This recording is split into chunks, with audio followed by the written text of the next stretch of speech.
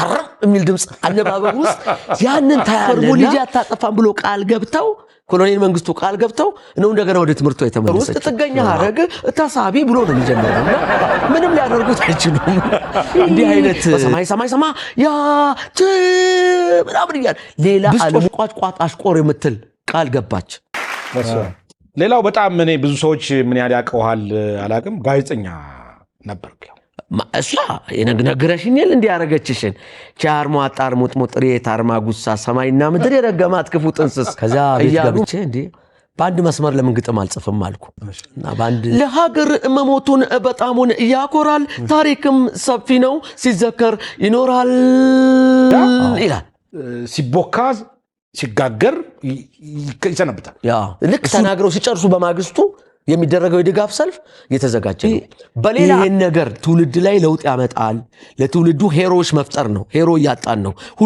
ሁሉን ይሰድባል እኔ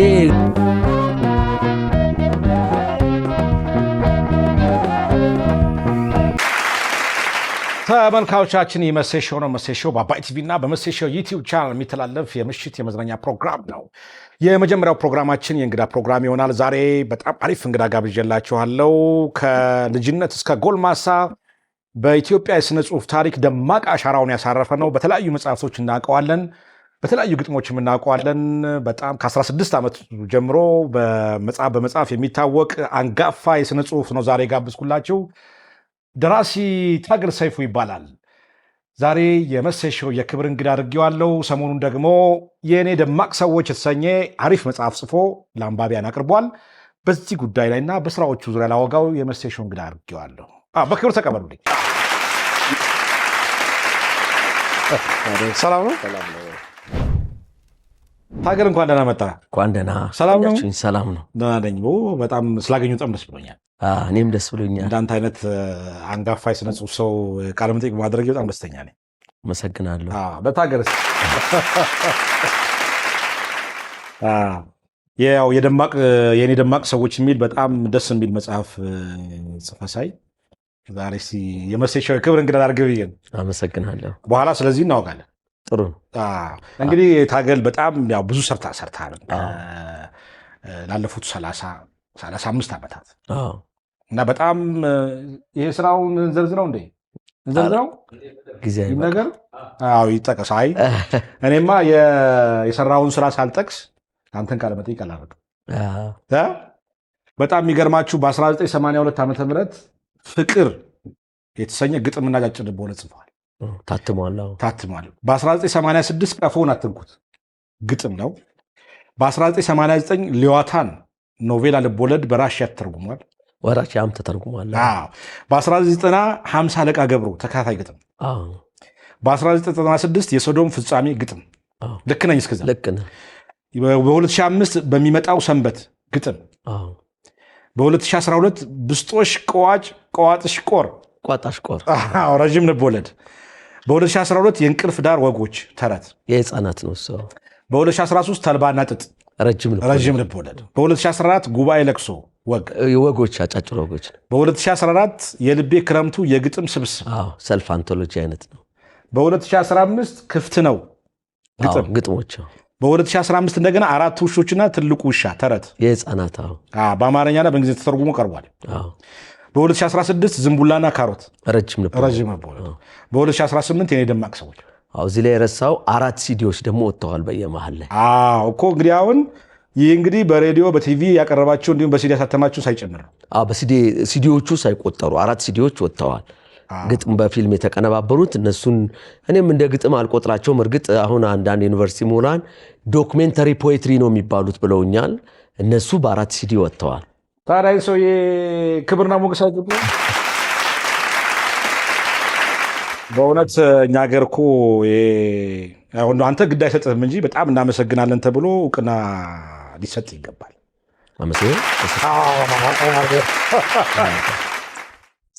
በጣም ከማደንቃቸው የሥነ ጽሑፍ ሰዎች አንዱ ግን ይገርማል አሁን በሥነ ጽሑፍ ከቆየሁበት ጊዜ አንጻር አስቸጋሪ ሁናቴዎች ጋር እየተናነቅን ስለምንሄድ መከራ አላልኩም አንተ ያልከው መከራ ሳይሆን ስለሚሆን እንጂ አሁን 40 ዓመት በስነ ጽሁፍ እንደመቆየቴ ከዚህ በላይ መስራት ይገባኝ ነበር። ያው ስታየው አሁን ብዙ ነው፣ ግን እኔ የጀመርኩበትን ጊዜ ስታይ የመጀመሪያው መጽሐፌ በ82 ነው የታተመው።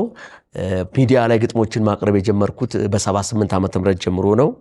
ስለዚህ አሁን 2018 ላይ በኢትዮጵያ ሚዲያ ውስጥ መስራት ከጀመርኩ 40 ዓመት ነው እና እንግዲህ 40 ዓመት ውስጥ ከዚህ በልጥ መስራት ይቻላል።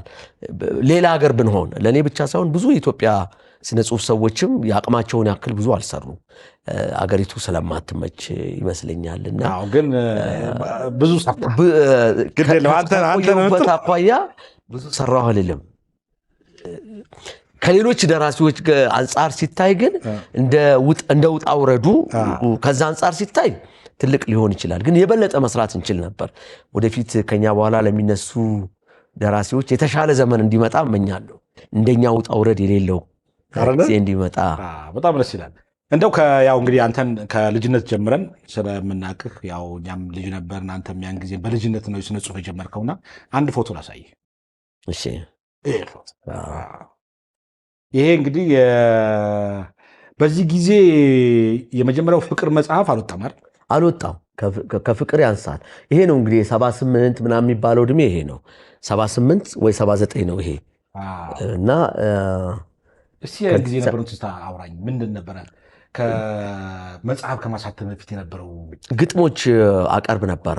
አሁን ለምን እንደማያቀርቡት አላቅም እንጂ አሁን በዚህ እድሜ ግጥም 6 ገጽ 7 ገጽ በቃሌ ያዝኩ የኢትዮጵያ ቴሌቪዥን ወጣቶች ፕሮግራም ላይ ተፈራ አስማረ በሚያዘጋጀው ዝግጅት አቀርብ ነበር ረጃጅም የትረካ ግጥሞችን። እና አሁን እንዴት ነው 6 ገጽ በየሳምንቱ 6-7 ገጽ እንዴት አሁን 4-5 መስመር ግጥም እንኳን እንደ ድሮ ልይዝ አልችልም። እና ያ እድሜን ነው የሚያሳየው። ይሄ በዚያ ጊዜ የነበረኝ መልክ ነው። ይሄም ተመሳሳይ ጊዜ ነው። ይሄም ወደዚያው ነው። አዎ፣ ከዚያ 1 ዓመት ሊጨምር ይችላል። ይሄ 80 ሊሆን ይችላል። እና ግን ያው እዚያው አካባቢ ነው። የልጅነት ነገር ሲነሳ ፍሪጅ ውስጥ ገብተህ ታነብ ነበረ ይባላል። መጽሐፍ በፍሪጅ የማነብበት እድሜ ነበር። ይሄ ከዚህ በሚያንስበት እድሜ ነው። 10-11 ዓመት ገደማ። ምንድነው የሚሆነው በዚያ እድሜ? ያው እኔ የመምህራን ልጅ ነኝ። በመምህር ቤት ፍሪጅ አይጠበቅም በዚያ ጊዜና ፍሪጅ እኛ ቤት አልነበረም። እና እኛ ቤት አልነበረም ፍሪጅ የነበረው ጎረቤታችን አንድ ግቢ ቤት አለ። አቶ ለማ መንገሻ ይባላሉ። አሁን በህይወት የሉም። የሳቸው ልጅ ቢኒያም ለማ ይባላል። እና እነሱ ቤት ፍሪጅ አለ። እና እኛ ቤት ደግሞ የራሻ መጽሐፍት፣ እነሱ ቤት ፍሪጅ አለ። እና የራሻ መጽሐፍቶችን ልቦለዶችን ስታነብ ብዙ ጊዜ የሚያነቡ ሰዎች ያውቁታል። የዛን ዘመን ሲስሉልህ ምድሩ በበረዶ ተሸፍኗል ይለዋል። ዛፉ በረዶ ለብሷል። ቤቱ በበረዶ ተሸፍኗል። ተራራው በረዶ ነው። ሁሉ ነገር በረዶ። በዚያ ነጭ በረዶ ውስጥ የሚሄዱ ሰዎች ይገልጽልሃል። እና በዚህ በረዶ ተከበው ምን አይነት የአየር እንትን ነው የሚኖረው የሚለው ለማወቅ እነ ቢኒያም ቤት ይሄድና ፍሪጅ ከፍቼ አንድ እጄን ፍሪጅ ውስጥ ከትቼ መጽሐፉን ገልጬ አነብ ነበር። የዛን የሩሲያን የብርድ እንትን ለማወቅ አቤት በዚህ ውስጥ ነው የሚጓዙት ማለት ነው እያልኩኝ በአንድ እጄ እንትን ከትቼ አነብ ነበር። እና ያ በቃ ምናቤን በጣም አሳድጎት ራሽያ የሆንኩ ያክል ነው ፊል እያረኩ አነበው የነበረው የአየር ሁኔታው። እና መጽሐፍ ልቦለድ በፍሪጅ ያነባል የሚባለው በዛ ምክንያት ነው። በጣም ይገርማል። እንደው እንደዚያ በዚያ ፓሽን እንዴት በዚያ እድሜ እንዲህ አይነት ፓሽን እንደሚመጣ እናዚህ ግራ ይገባል። የዛን ጊዜ የነበርነው ሰዎች ሁሉም እንደዛ ምንም አማራጭ የለም። አንባቢዎች ናቸው በጣም ለመጽሐፍ ልዩ ፍቅር ነው ያለው። ለምሳሌ አየለ ሸጉ የሚባለውን ጓደኛችንን አየለ ሸጉ የህሊና ዕዳ የሚል ታስታውስ እንደው አላውቅም 120 ሲጀመር በተከታታይ ለረጅም ጊዜ ይቀርብ የነበረ እነ ሽመልስ አበራ የሰሩት የሱ ደራሲ ነው። እና አንድ ቀን እጁ ገባ ኦሮማይ በዚያ በተከለከለበት ዘመን በመቶ ሉክ ነው የገለበጠው። ይህን ያህል ፓሽን ነበረው። ምክንያቱም ጓደኞቹ ከመመለሱ በፊት ጓደኞቹ ሁሉ እንዲቃመሱ እና በመቶ ሉክ ነው የተገለበጠው። ሁላችን እንደዛ ነበር ያነበብነው። እና መጽሐፍ ያኔ የነበረው ትውልድ በጣም መጽሐፍ በጣም ይወዳል እና የዚያ ትውልድ አካል መሆኔ ይመስለኛል። ታገል እንደው በ14 ዓመትህ የጻፍከው ግጥም ታስታውሱ? እዚህ ላይ አለ። መጽሐፉን ልሰጠኝ ይገባል ማለት ነው። እሱ እዚህኛው ላይ ምንድን ነው እንግዲህ እኔ ስለ ትዳር አላቅም፣ ምን እንደነካኝ ይህን ግጥም የጻፍኩት አላቅም። ሰላምታ ለሚስቴ በ14 ዓመት ነው። በ14 ዓመቴ ጽፍ ያለው ሳንሱር ምናምን 2 ዓመት ቆይቶ በ16 ዓመቴ የታተመው መጽሐፌ ላይ ወጥቷል። ይሄ ግጥም እንግዲህ ስጽፈው 14 ዓመቴ ነው፣ ሲታተም 16 ዓመቴ ነው። አስበው፣ ርዕሱ ሰላምታ ለሚስቴ ነው። ውዷ ባለቤቴ ሰላም እልሻለሁ፣ በናፍቆት ጠብቂኝ፣ ሰክሬ እመጣለሁ። እኔ ሰማይ ነካው ፈልጊኝ ከመሬት፣ አንቺ ኮሶ ሁኜ እሆናለሁ እሬት። ቤንዚን ሆነሽ ቆይኝ እኔ እሳት ሆኛለሁ። ካልታመምሽ ያመኛል ካላዘንሽ አዝናለሁ። አንቺ የፍቅር ማግ እኔ የነገር ድር፣ በጊዜና በይኝ ከቤቴም አላድር። ብትከፊ ልሳቅ ብትስቂም ልከፋ፣ የአንቺ አፍ ሲከፈት የእኔ ጆሮ ይጥፋ ይላል። 14 ዓመቱ እንደጻፍኩ ይሄን እኔ አሁንም ምን ነክቶኝ እንደጻፍኩ አላቅም። ያኔ የፈሰፈረብኝን ነገር አላቅም። በ82 ዓመተ ምህረት የወጣው መጽሐፌ ላይ ነው ይሄ ግጥም ያለው። እስቲ ሌላ ፎቶግራፍ ላሳይ። ፋዘርና ማዘር እናትና አባቴ ናቸው። ሁለቱም መምህራን ናቸው እና ሁለቱም ገጣሚዎች ናቸው። እናቴ በተለይ የአዲስ አበባ መምህራን ማህበር ውድድር ብዙ ጊዜ በተደጋጋሚ ታሸንፍ ነበር፣ እኔ ጽሁፍ ከመጀመሪያ በፊት ጀምሮ። አባቴ ደግሞ አብዮታዊ ግጥሞችን ብቻ ነው የሚጽፈው።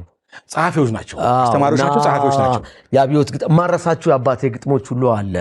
ለምሳሌ ለሜዴይ የጻፈው ግጥም ኳ ኳ የመዶሻ ድምፅ ይላል እና ሜዴይን የገለጽና መዶሻውን እያስተጋባ ነው ግጥሙ የሚሄደውና ይጽፋሉ። ከነሱ እንግዲህ የነሱ ሁለት ነገር ነው አባቴ የሚለኝ። እኔ ሁለት ነገር በጣም መኝ ነበር፣ ሁለቱም አንተ ጋር መጣ ይለኛል።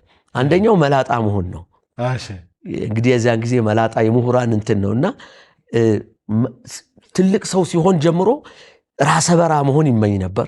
ሁለተኛ ገጣሚ መሆን ነው። አይ ቲንክ ሁለቱም ወደ እኔ እየመጡ ነው። አንዱ እሳቸው አይደል አለ በህይወት። እኔ በጣም የሚገርመኝ እንግዲህ የአባትና እናትን ፎቶግራፍ እንግዲህ ስለ አባት ስለ እናት ስናወራ በዚያ እድሜ የበሰሉ ግጥሞች መጽሐፍህ እንዲህ አይነት የጽነ ጽሁፍ ፓሽን ያለው ወጣት ገና ታዳጊ ልጅ ካስተዳደጉ ከእሳቸው አስተዳደግ ከእናሱ አስተዳደግ ነው የመጣው? ከተፈጥሮ ነው? ከትምህርት ነው? እንዴት ነው? እንግዲህ ያው ስነ ጽሁፍ ከተሰጥኦ ጋር የሚገናኝ ነገር እንደሆነ ይታወቃል። ያም ሆኖ የቤተሰብ እንትንም ያስፈልገዋል። እኛ ቤት ሁሉ ሰው አንባቢ ነው። እናትና አባቴ ያነባሉ እና ስለዚህ እኛም እናነባለን። እንደውም አባቴ ሲነግረኝ ህፃን ሆነ እሱ ያው ዳስ ካፒታል ምናምን ነው ብዙ የሚያነበው። እሱ ሲያነብ አንተ እኔም መጽሐፍ አወጣና እያነበብኩ ሆን ብዬ ፈገግ ስል ልክ እንደሚያነብሰው እኔን እየተከተልክ ፈገግ ትላለህ ምናምን ይላል። እና ልጆች የቤተሰብን ነው የሚያዩት። አንባቢ ቤተሰቡ ስትፈጠር አንባቢ የመሆን እድልህ ይበዛል። የህፃናት መጽሐፍት ከውጭ ሀገር በጣም አመሰግናቸዋለሁ። ሩሲያኖች ከወላጆቼ ቀጥለው ያሳደጉኝ ናቸው።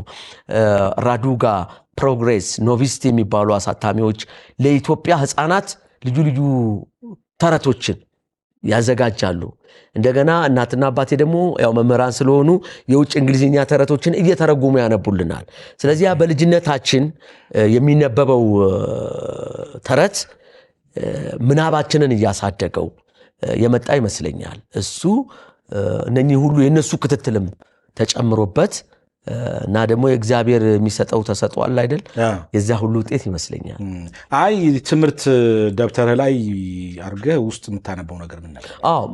በኋላ ከሚገባው በላይ እነሱ ከፈለጉት በላይ አንባቢ ሆንኩኝ እና በጣም በተለይ ስነ ጽሁፍ ላይ ክንትን ከማለት የተነሳ አጥና ስባል ደብተር መሃል መጽሐፍ አስቀምጬ ማጠና ነው መስለው ከርቀት ስታይ ጠጋ ስትል ግን ደብተሩ ውስጥ መጽሐፍ አለ እና ለመጀመሪያ በዚህ ሁሉ ጊዜ ይከታተሉኛል አባቴ ተይው ራሱ አንድ ቀን ይመለሳል እንደሱ አይነት ልጅ ቁጥጥር አይፈልግም ይላል እናቴ ደግሞ ሲሪየስ ነች እና እንደውም ቅድም ያነሳው ላይ የለሸጉ በመቶልክ የበዓሉ ግርማ ነገ ለበጣል አልኩ ያኔ ነው ደብተር ሲያዩኝ ደብተር ይዤ ነው ማቴ አሬ ልጅ ጎበዝ ሆነ ቁጭ ብሎ ተደፍቶ ነው ጥናቱን አረ በቃ አሁን አንተ አላልኩሽም በራሱ ይመለሳል አላልኩሽም ይል ነበርና እኔ የበዓሉ ግርማን መጽሐፍ ነው በደብተር ተገልብጦልኝ ማነበውና ጎበዝ የጥናት ሰው መስዬ የከረምኩበትን ጊዜ አስታውሳለሁ ከዛ ውጭ ብዙ ጊዜ መጽሐፍት የማንበብ ግን በእርግጥ ትምህርት ቤትም አንደኛ ነው የምወጣው ግን ከዚህ ምንድነው አቬሬጅ ከዚህ በልጥ ይሆን ነበረ መጽሐፍ ላይ ባታተኩር በሚል ነው በውስጥ ግን መጽሐፍ እንደምታነብና ማለቁብህ ተነቅቶብኝ ነው ሁሌ ቁጥጥር ይደረጋል እኔ ደብተር ይዤ ከተቀመጥኩ ቁጥጥር ነው ምንም ጥርጥር የለውም የትም ነው የማነበው ያ በኋላ ይረዳኝ ይመስለኛል ጥሩ ነበር መሰለኝ ከአባትም ከእናትም ጋር የነበረ እሱ ነው ከዚያ ደግሞ በልጅነቴ ትልልቆቹ ደራሲዎች ተቀበሉኝ አባባ አዲስ ቤት በአስራዎቹ ዕድሜ ነው ሙለው ከበደ ሚካኤል ቤት እንዲሁ በዛ ዕድሜ ነው ሙለው ደበበ ሰይፉ ቤት እንደዚያው ነው ሙለው ቤተሰብንና በልጅነቴ የሚያስፈልገኝን ነገር ደግሞ ፕሮፌሽናል የሆነውን ነገር ቶሎ ያቀርቡልኝ ጀመር ስለዚህ ያ በጣም እየገራኝ የመጣ ይመስለኝ እስቲ አንድ ፎቶ ነኝ ይሄ ፎቶ የፋዘር ፎቶ ነው አዎ እድገት በብረት አዝማች እያለ የተነሳው ፎቶ ነው ያው እኛ ቤት ሁሉ ነገር ያብዮት ነው ታውቃለህ እኔ አሁን ታገል ሲባል አዲስ አበባ ዩኒቨርሲቲ ተማሪ ያለ ታገል የሚባል መጽሔት አለ በዚያ ስም ነው ታገል የተባልኩት አዎ እና በሱ መጽሔት ስም ነው እና አብዮተኛ ነው አባቴ ቤታችን የኮሎኔል መንግስቱ ኃይለማርያም ፎቶ በባንዲራ ቢሮ ነው የሚመስለው ቤታችን ያን ጊዜና በትልቅ ፍሬም እንደዛ አይነት ፍሬም አይታጣቅም በጣም በትልቁ አለ ከስር ከጓድ ሊቀመንበር መንግስቱ ኃይለማርያም ጋር ወደፊት ወይም ካረሳው አለዚያ ጓድ ሊቀመንበር መንግስቱ ኃይለማርያም የጊዜያዊ ወታደራዊ አስተዳደር ሊቀመንበር የምናምና የሚሉ ሙሉ ስማቸው ያለበት በተሰቀለበት ቤት ነው የምንኖረው አርባር ግለይስና ሂስ አለ ያጠፋነውን ጥፋት ሳምንቱን ሙሉ ስብሰባ አለ እንደ ፓርቲ ግምገማ አለ ጥፋትን ማመንን በልጅነት ነው ያስተማረን ለብዙ ነገር አሁን ጠቅሞኛል ጥፋት ሲነገርህ በቃ እንደ መርካቶ ገበያ አትከራከርም ምክንያቱም ያን ልምምድ በልጅነት ነው ያስተማረን እንደዛ አይነት በጣም ይገርማል ግን አንተ ቤት ብቻ ነው እንደሚገርም ከኮሎኔል መንግስቱ ኃይለማርያም ልጅ ጋር አንዳንዴ እንደዋወላለንና እንደ ጠየቅኳት እኔ ምልሽ ትግስት እኛ ቤት እኮ 16 ዓመት ያባትሽ ፎቶግራፍ በትልቁ ተሰቅሏል እናንተስ ቤት ተሰቅሎ ያውቃል ወይ ብዬ ስላት እኛ ቤት የቤተሰብ ፎቶ ብቻ ነው የተሰቀለው የአባቴ ፎቶ እንደናንተ አልተሰቀለም አለችና እነ ትግስት ቤት ያልተሰቀለው ፎቶ ነው እኛ ቤት በትልቁ ተሰቅሎና ራሷ አሳቃት መቀመጡና እነሱ ቤት የለም እነሱ ቤት የቤተሰብ ፎቶ ነው የተሰቀለው እኛ ቤት ግን የመንግስቱ ፎቶ ነውና ያንደን አስታውሳለሁ ልክ በቃ አንድ ፓርቲ ዲሲፕሊኑ እንደዛ ነበር ቤታችን በጣም ጥብቅ የኮሙኒዝም ቤት ነው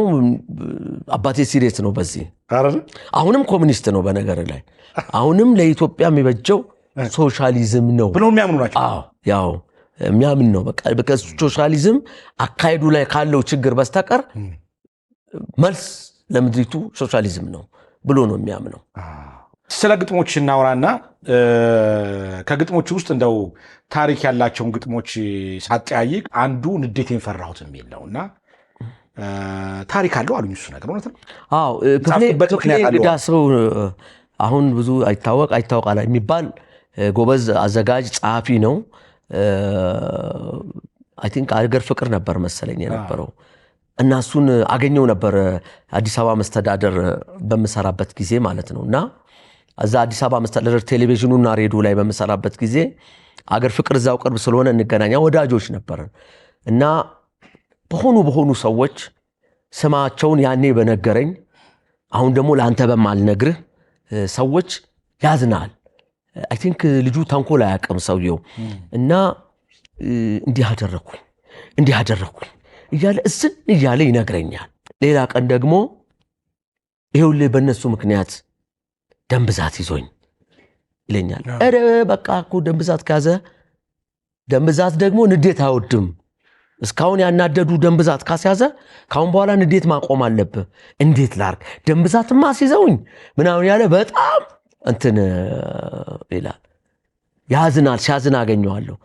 በሌላ ጊዜ ደግሞ ደም ብዛቱ በቃ ፓራላይዝ አድርጎት አገኘሁት። ይኸውልህ እድሜ ለነሱ እንደዚህ ሆንኩ ብሎ በጣም አዝኖ ይነግረኛል። ከዚያ በኋላ አላገኘሁትም። ከብዙ ጊዜ በኋላ በቴሌቪዥን መሞቱን ሰማሁ። መሞቱን ስጽፍ አይደለም ይሄን ግጥም የጻፍኩት። እነኛ በስም ይጠራልኝ የነበሩ ሰዎች አምሮባቸው አንዳንዶቹም ተሸላሚ ሆነው በቴሌቪዥን ቀርበው ሳይ ንዴቴን ፈራሁት የሚለውን ግጥም ጻፍኩ እና ምን ብለህ ገጠምኩ እስቲ ታስታውሰዋል? ካረሳሁት እንዲህ ነው የሚለው። በዳይ በአማን ሲኖር እድሉ እንዳማረ የተበደለ ሰው አንጀቱ እንዳረረ በስኳር ደም ብዛት ሲሞት እያየሁት ካናደደኝ ይልቅ ንዴቴን ፈራሁት የሚል ነው እና ሰው ሲያናድድህ ፍራ፣ ሰውየውን ሳይሆን ንዴትህን ፍራ። ንዴቱ ራሱ በሽታ ያመጣል። ሰውየው አይገልህም፣ የሚገልህ ንዴትህ ነው። ምንም ነገር በህይወታችን ላይ ቢደርስ ሁናቴው አይገለንም። ሁናቴው የፈጠረብን ንዴት ነው የሚገለን። ስለዚህ የሚያናድድ ነገር ወይም አደገኛ ነገር በህይወቱ ሲገጥም ሰው ንዴቱን ነው መፍራት ያለበት እንጂ ሁናቴውን ወይም ሰውየውን አይደለም። ሐዘኑን ነው መፍራት ያለበት የምትል ከዛ ኤክስፒሪየንስ የተወሰደች ግጥም ነች። በጣም አሪፍ ነው። በሳይለ እይታው ደስ ይላል። ሌላው ግጥም ደግሞ አንዱ የጥላቴን ስመርቅ ይህንስ አንብበው። ከፍ በል ወደ ላይ ከስልጣኑ ሰማይ ከስም አደባባይ በሀብት ከፍ ከፍ በሹመት ከፍ ከፍ ከፍ ከፍ ከፍ ከፍ ከዚያ የወደቅክለት አጥንትህ እንዳይተርፍ ይላል። አሪፍ ግጥም አለ። ይህ ግጥም ታሪክ አለው። ምን አይነት ሰውዬ ነው እንደዚህ አጥንቱ እንዳይተርፍ? እንግዲህ እናልኩ እናትና አባቴ የኢሰፓ አባላት ናቸው።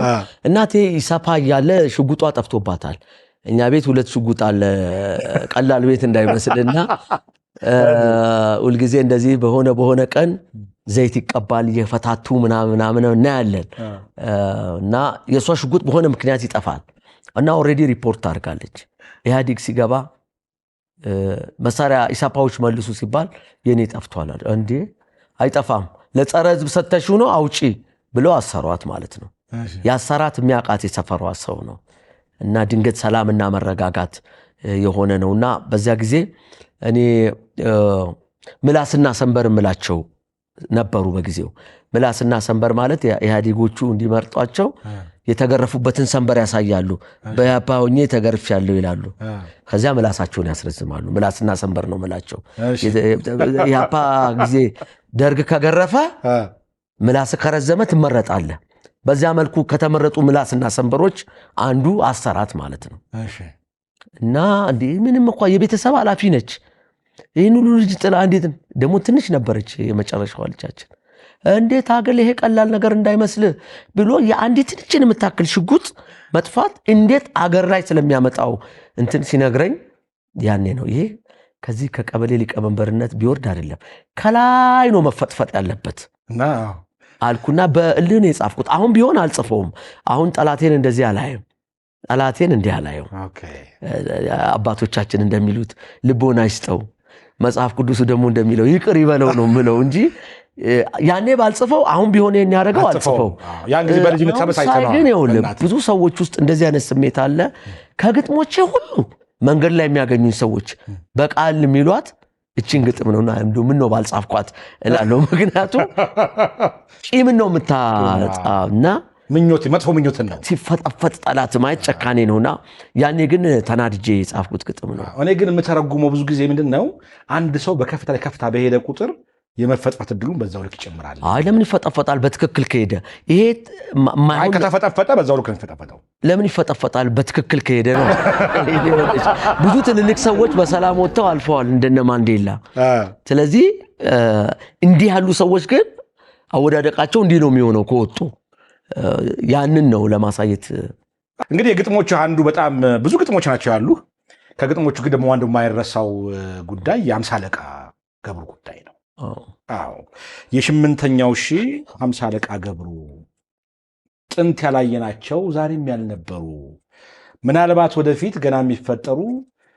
የስምንተኛው ሺህ ደግ ሰው ነበሩ ይባልና ቢሆንም ይላልሳቸው ያ የኖርነውን ኑሮ ነው የሚያሳየው ይሄ የመጀመሪያው አምሳ አለቃ ገብሩ ከየት የመጡ ናቸው እንግዲህ አሁን ከስማቸው ብጀምር እንዴት እንደመጡ አላቅም እንግዲህ ሰብኮንሺየስ ውስጥ የሚጠራቀም ነገር አለ አሁን 50 አለቃ ገብሩ አለቃ ገብረሃና አለቃ ላይ 50 ሲጨምር 50 አለቃ ገብረሃና ላይ ሃናን ስገድፍ ገብረ ይቀራል እሱን ገብሩ አርጊው እንደሆነ አላቅም ውስጣቸው አለቃ ገብረሃናም አሉ ወይ ብዬ አስባለሁ ግን መጀመሪያ ለደረጀና ለሀብቴ ጭውቶች ይሰጥ ነበር እና እነኛ ጭውቶች ውስጥ እንዲሰጣቸዋሉ ይቀርባል ግን ስክሪፕቶቹን አስቀምጣቸው ነበር ስክሪፕቶቹን ሳይ 5 ስቶሪዎች ውስጥ አንድ አይነት ካራክተር አየሁ እኔ በተለያየ ስም ነው የሰጠዋቸው ካራክተሩ ግን አንድ ነው ሲደጋገም ውስጥ የሆነ ሰው እንዳለ አወቁ እና ያንን የመጀመሪያዎቹ 5 ቀፎን አትንኩት ላይ የምታያቸው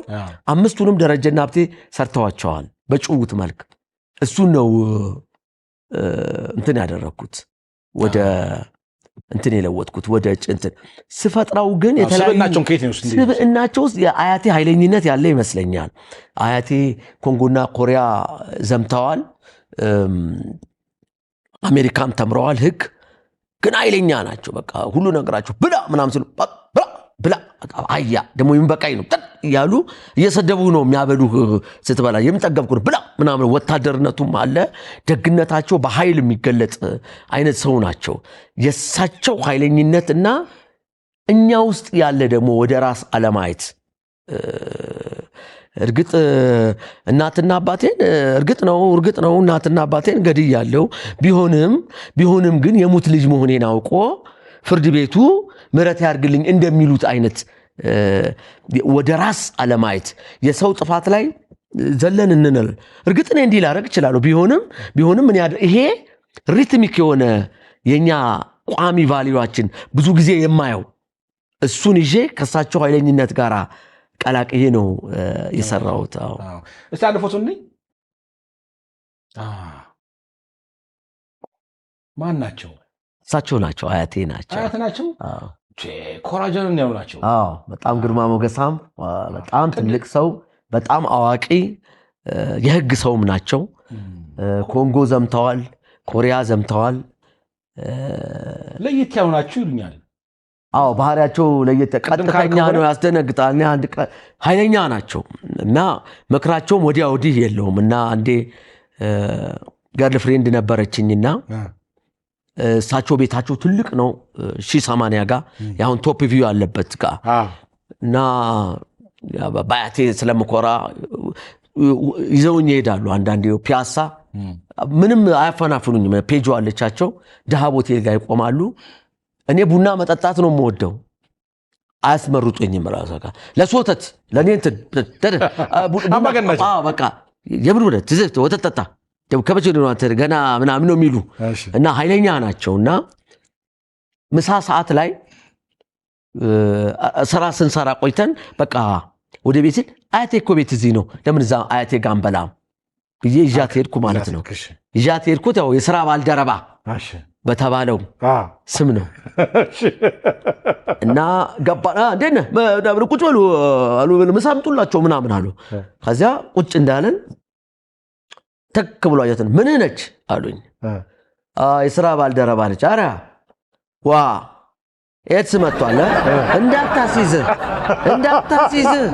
በእኛ ጊዜ ይሉኛል አምቢሲሊን በምናምን በፔኒሲሊን ነው ያሉኝ ፔኒሲሊን አለ በፔኒሲሊን አሁን ቀልድ የለም ትሞታታለህ ዋ ይሉኛል አብዳ ወጣች ማለት ነው ምን ቀልጫማችሁ ፊት ለፊት ምንም ወዲያና ወዲህ የለም እና ይሄ ኃይለኝነታቸው 50 አለቃን ስሰራ ትንሽ ያሉ ይመስለኛል ሴታቴ ይዘበንት ነው አርምተው በኮሮጆ የሳቸው ምንድነው መሰለ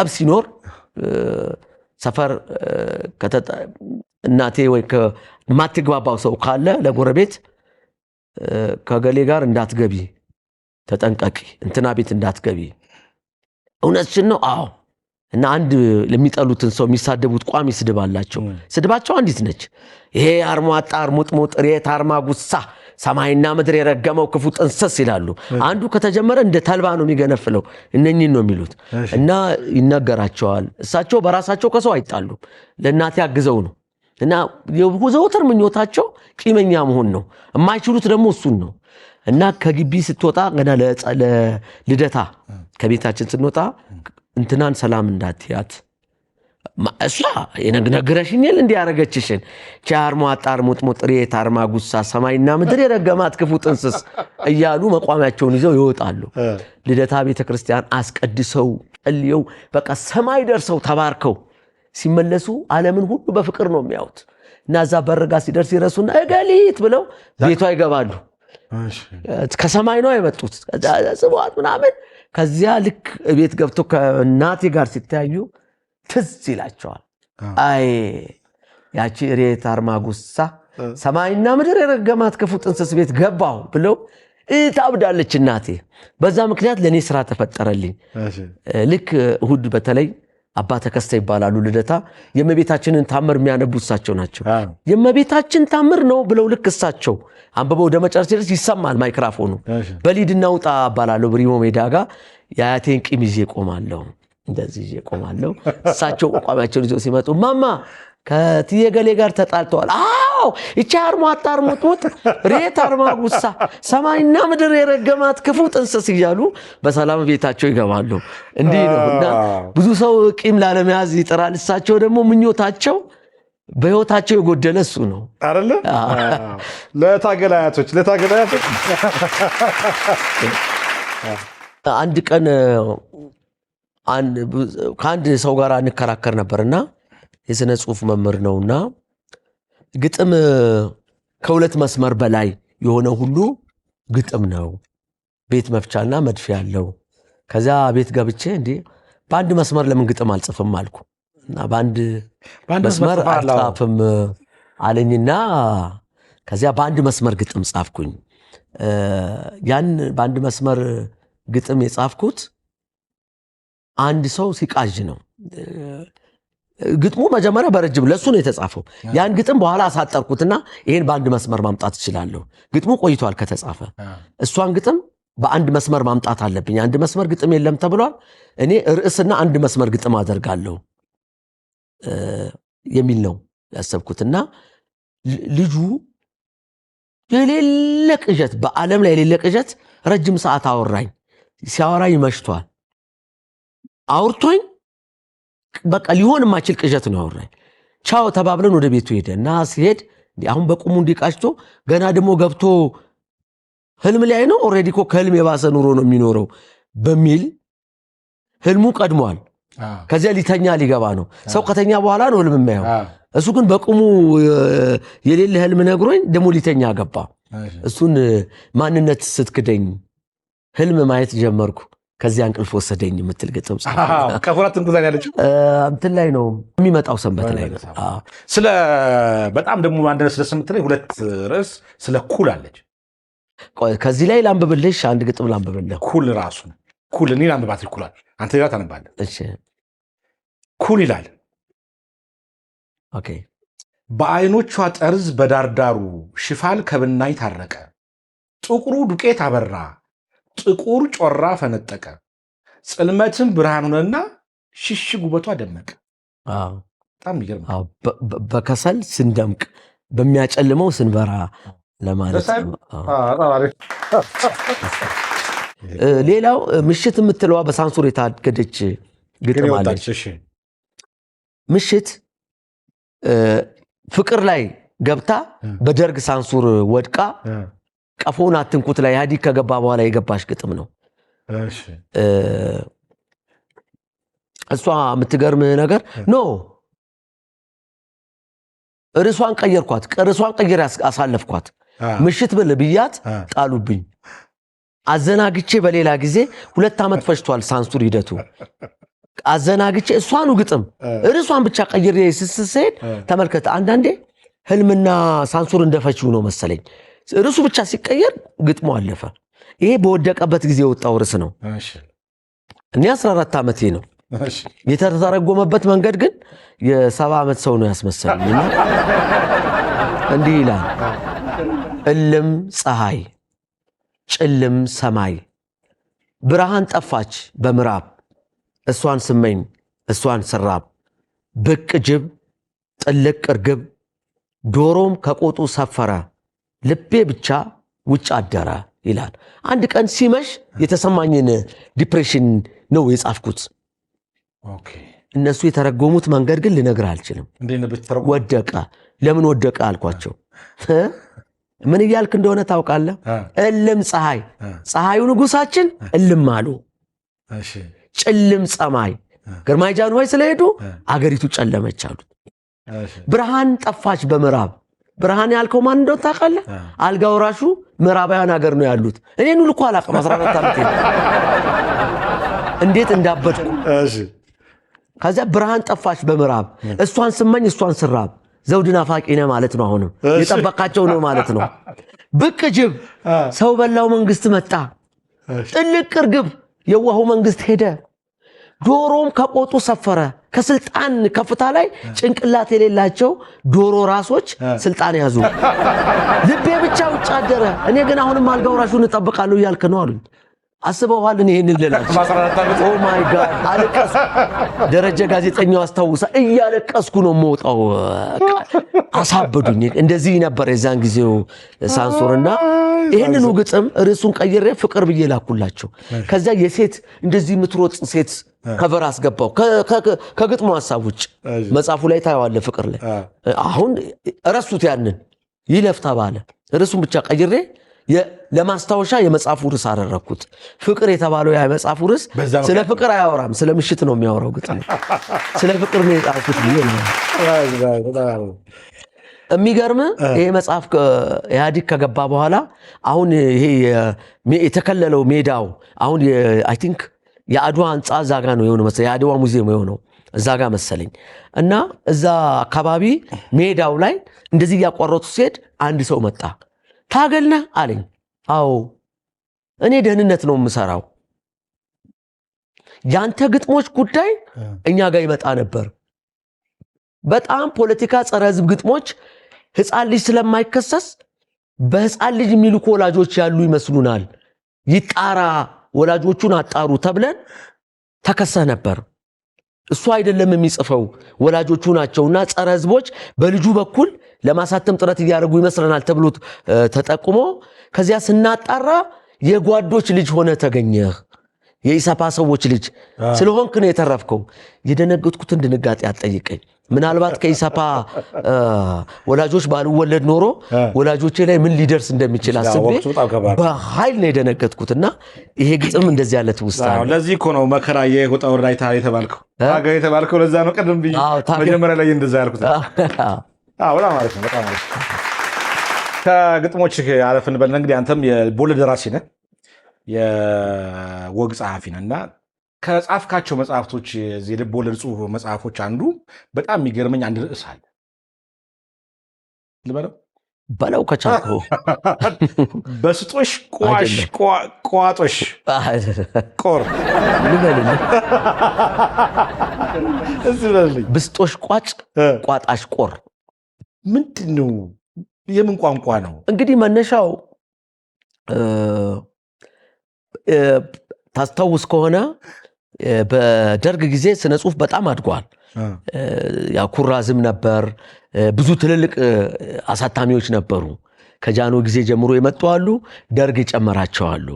እና የደርግ ዘመን ለደራሲዎቻችን የሚገርመኝ ሳንሱር የኢትዮጵያን ስነ ጽሁፍ የጎዳ ይመስለኝ ነበር ለብዙ ጊዜ።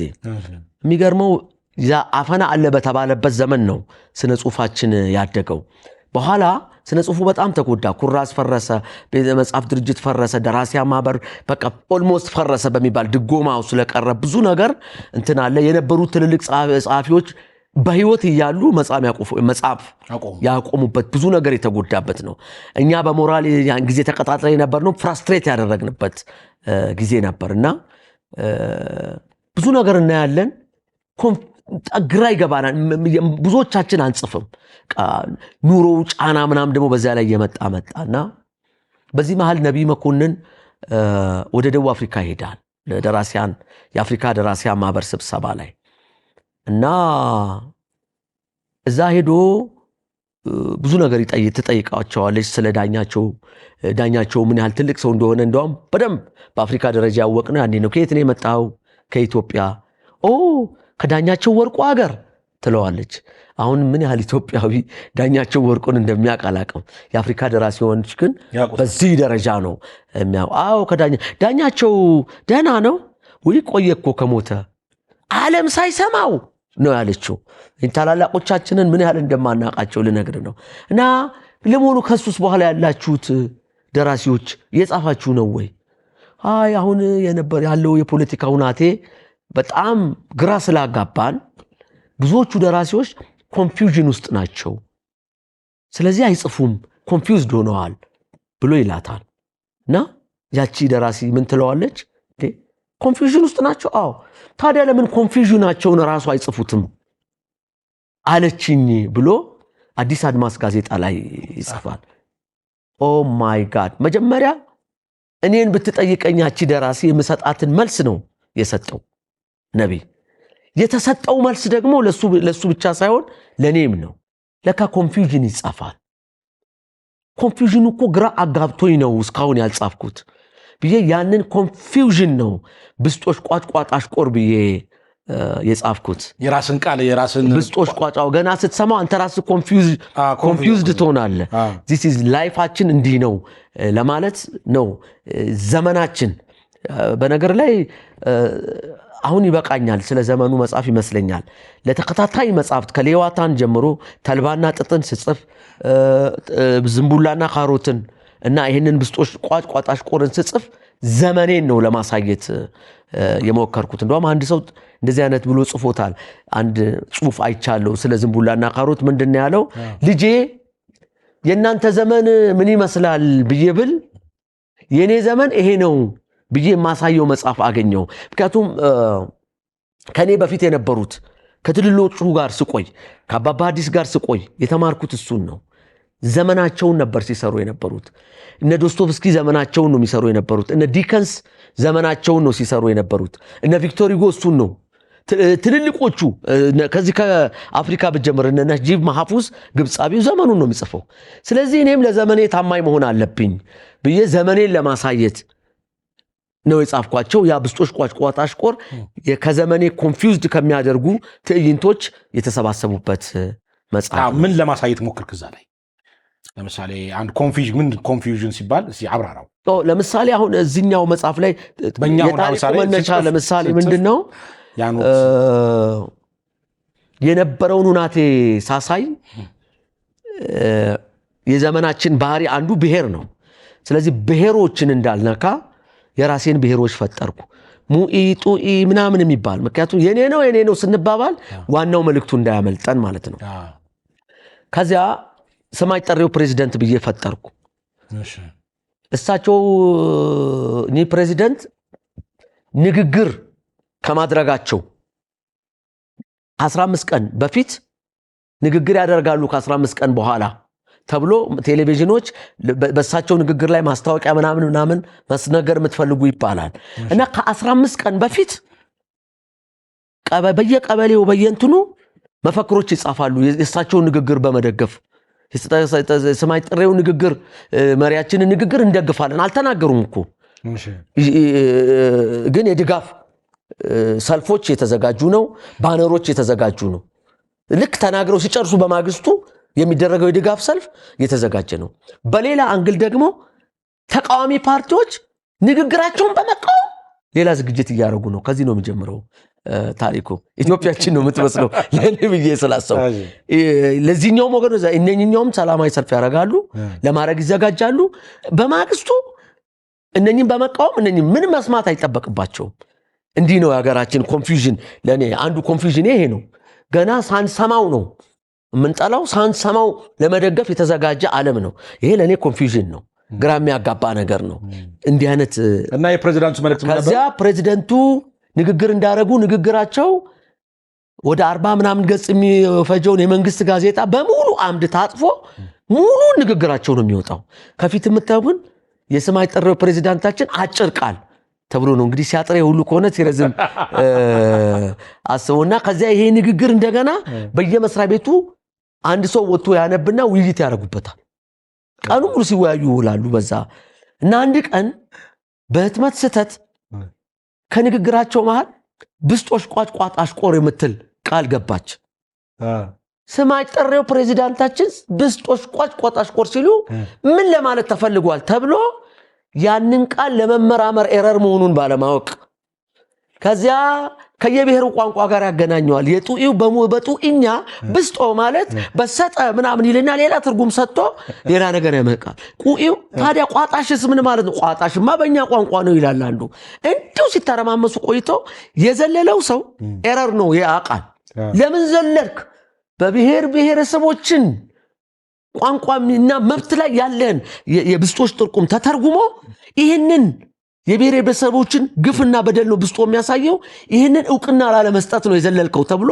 ስንት ፍዳ ካየ በኋላ መጨረሻ ጋዜጣው በሰማይ ጠረው ንግግር ላይ ብስጦች ቋጭቋጥ አሽቆር ተብሎ የተጻፈው እንዲህ ለማለት ተፈልጎ ነው ተብሎ ሌላ ነገር ሆኖ ይገኛል ያ ሁሉ ባክኖ የሚታሰረው ታስሮ እና ዓለማችን ይሄን ይመስላል እና ጊዜ የምናጠፋበት ነገር የማይረባ ነው ለኛ ለህይወታችን የቀረበ ለኑሯችን ባልቀረበ ነገር ጋር መከራችንን ስንበላ ነው የኖር ነው ለማለት ነው ብስጦሽ ቋጭቋጣሽ አይ ይሄ እኮ በጣም አሁን ያለውን የኢትዮጵያ ውስጥ ያለውን ነባራዊ ሁኔታ በተለይ በሶሻል ሚዲያ ላይ አንድ የግለሰብ ጉዳይ ወይም የሆኑ የሁለት ሰዎች ጉዳይ የሀገሪቱ መነጋገሪያ ሆኖ በተለያየ ነገር ታያዋለህ አጀንዳ ሲቦካዝ ሲጋገር ይሰነብታል ያ እሱ ነው ኮንፊውዥናችንን ነው ኮንፊውዥኔን ለምን መጻፍ እችላለሁ ለካ ብዬ ነው ብስጦሽ ቋጭቋጥ አሽቆርን ከዛች ደቡብ አፍሪካ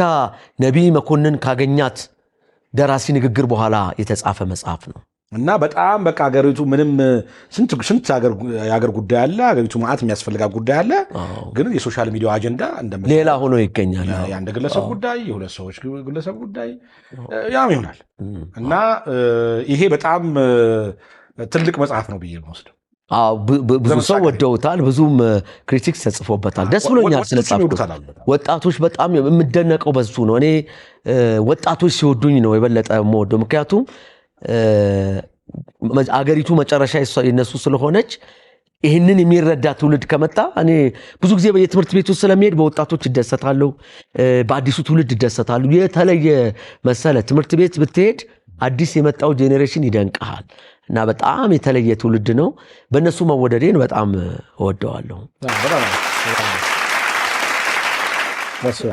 ሌላው በጣም እኔ ብዙ ሰዎች ምን ያህል ያውቀዋል አላውቅም ጋዜጠኛ ነበርክ ታገር ሰይፉ ጋዜጠኛ መሆኑን የሚያውቅ ብዙ ሰው ጋዜጠኛ ነበር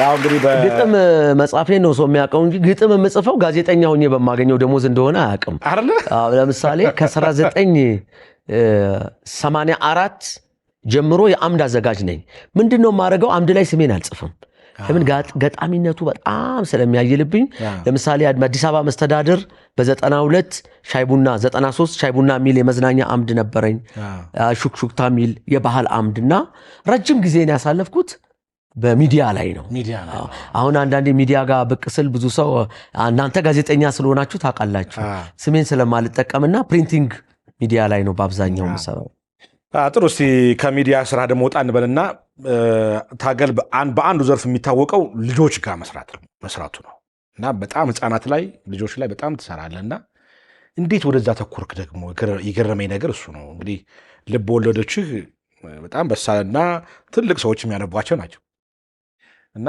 ልጆች ላይ ደግሞ ምን አይነት እንዴት ኢንተረስቱ አደረብህ የሚለውን ነገር ትንሽ ነው። በመጀመሪያ አሁን እኛ አገር ነው ያልተለመደው እንጂ ውጭ አገር ትልልቅ ደራሲያን፣ ትልልቅ ሙዚቀኞች፣ ትልልቅ ሰዓሊዎች ለህፃናት ይሰራሉ። ፒካሶን ያህል ሰዓሊ ለህፃናት ብሎ ይስላል። እነ ማይክል ጃክሰን ይዘፍናሉ። እነ ሌቭ ቶልስቶይን የመሳሰሉ ታላላቅ ደራሲዎች ለህፃናት ደግሞ ይጽፋሉ። ዋር ኤንድ ፒስን ሰርተው አና ካሬናን ሰርተው እንደገና ደግሞ ለህፃናት ይሰራሉ። ትልልቆቹ ለትውልድ ያስባሉ። አንዱ የትልቅነት እንትን አርቆ ማሰብ ነው። ረጅም ርቀት አስበው ትውልድን፣ ምክንያቱም ነገ እንኳ የነሱን ትልልቅ ስራ የሚያነበውን ትውልድ አሁን ነው የምትቀርሰው።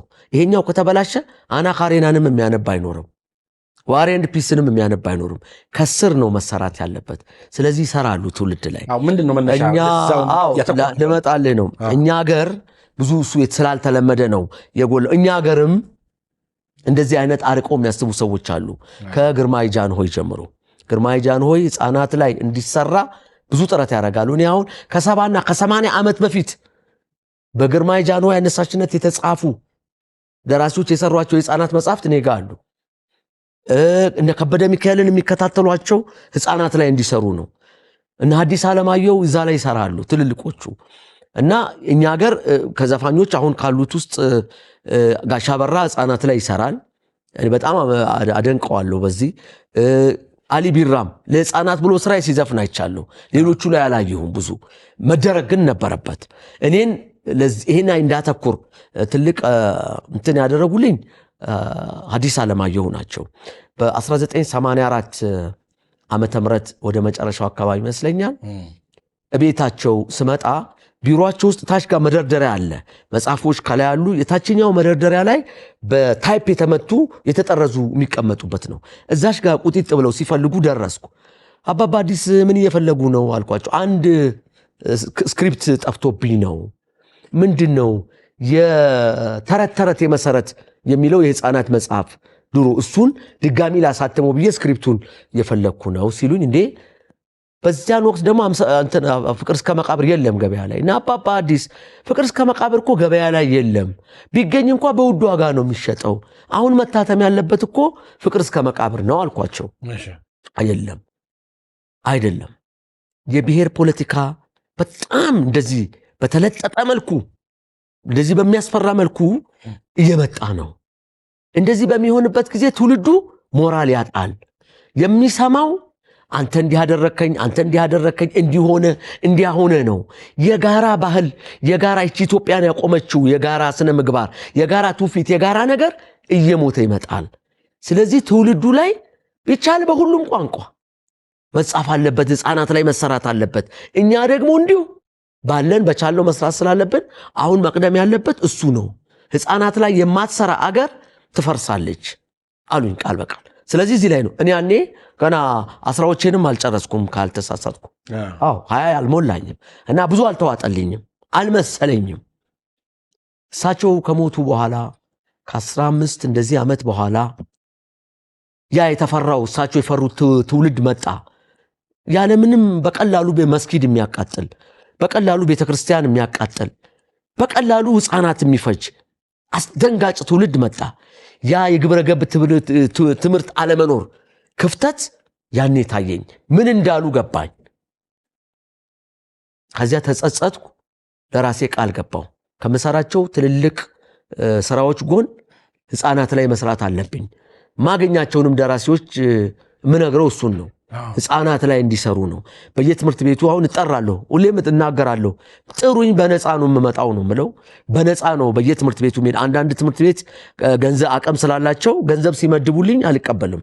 ማልቀበለው ሌላ ቀን ገንዘብ የለንም ብለው ልጆቹን እንዳላገኝ እንዳያደርጉኝ በነፃ ነው የዞርኩ በየትምህርት ቤቱ ተረቶችን አነባለሁ መልእክቶችን አስተላልፋለሁ የህፃናት መጽሐፍትን እጽፋለሁ ኢትዮጵያ ልጆች ላይ በየሳምንቱ ለ2 ዓመት በላይ ነው እንግዲህ ተረቶችን እየጻፍኩ ስራዬ ብዬ ያንን እሰራለሁ እና ያን ከሳቸው ያገኘሁት ትምህርት ነው ይሄ በጣም ትልቅ ስራ ነው ያንተን አርአያ ተከትለው ሁሉም ሰዎች መስራት ያለባቸው ትልቅ ስራ ነው ህፃናት ላይ መሰራት አለበት ስለዚህ ለታገል አይደለም ወራ ፈታሽ በዚህ አጋጣሚ ማመስገን የምፈልገው ነገር አለ አሁን ባለው ትምህርት ሚኒስቴር አሁን ባሉት ትምህርት ሚኒስቴር በዶክተር ብርሃኑ ነጋ የሚመራው አሁን አዲስ ነገር አስጀምረዋል የህፃናት የግብረ ገብ ትምህርት እሱ በጣም ትልቅ ነገር ነው ልጆቻችን አሁን የግብረ ገብ ትምህርት እየተማሩ ነው ከልጅነታቸው ወላጅን ስለማክበር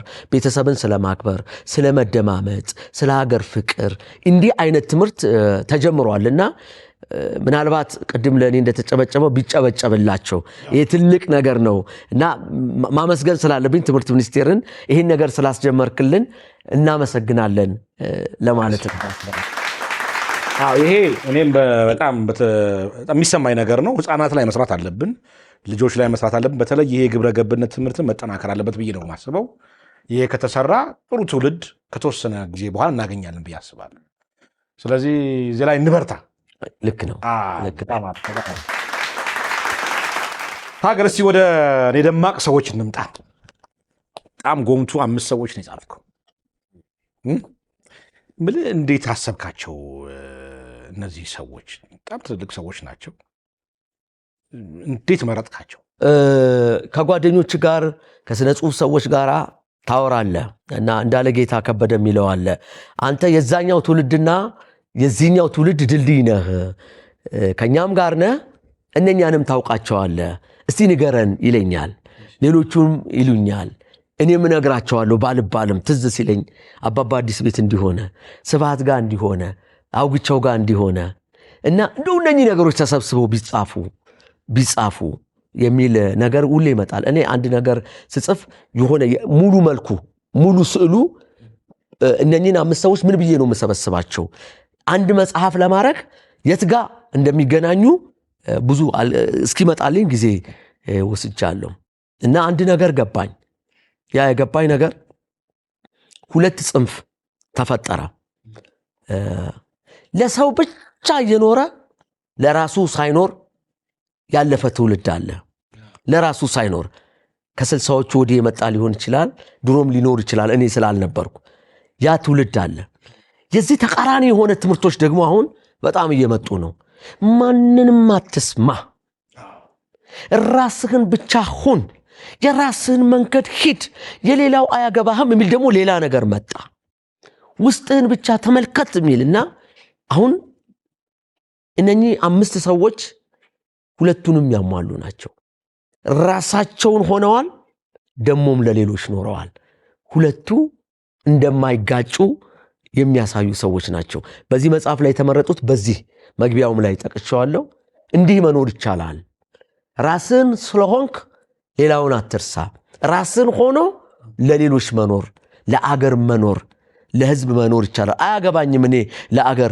የተሻለ ደሞዝ ካገኘው የራሷ ጉዳይ አገር አስተምራ በቀላሉ የምትጠፋው እኮ ለዚህ ነው በደሃ ሀገር ግብር ተምሮ መጥፋት በጣም ቀላል ነው ካገኘ ትወጣለህ ራስን ብቻ ግን ራስን ሆነ አገርህንም ለአገርም መትረፍ ይቻላል እነኚህ ሰዎች እንዲህ ነበር ሁለቱን ያስታረቁ ናቸውና አዲሱ ትውልድ እንዳይሸወድ ራስን ሆነ ለሌሎች መኖርም ይቻላል ለቤተሰብም ለአገርም መትረፍ ይቻላል በዚህ ቲም ነው የኔ ደማቅ ሰዎች የተሰራው በጣም ትልቅ መርህ ነው አይደል በጣም አሪፍ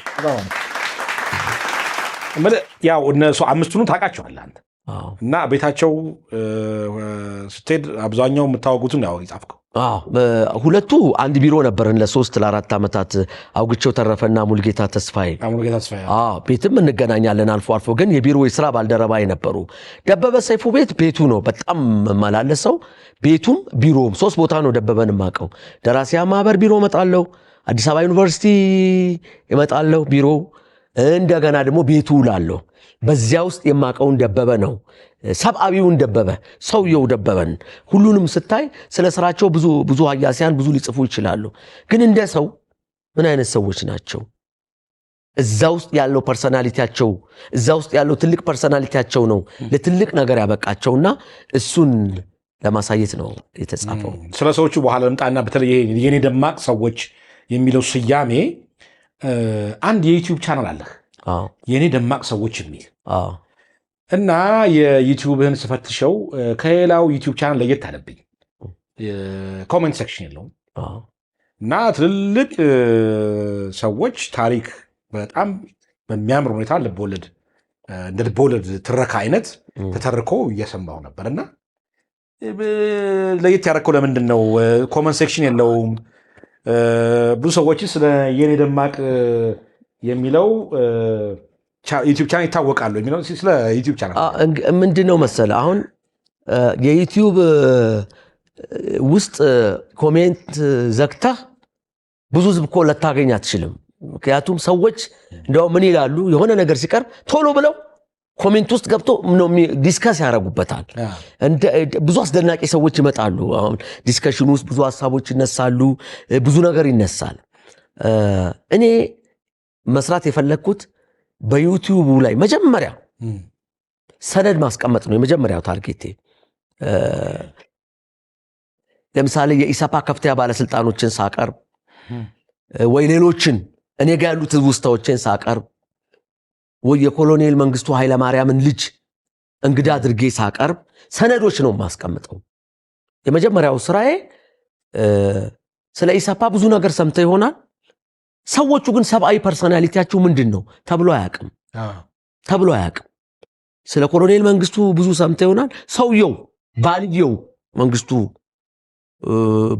ኮሎኔል መንግስቱ፣ አባትየው ኮሎኔል መንግስቱ፣ ጓደኛየው ኮሎኔል መንግስቱ ምን ይመስላሉ?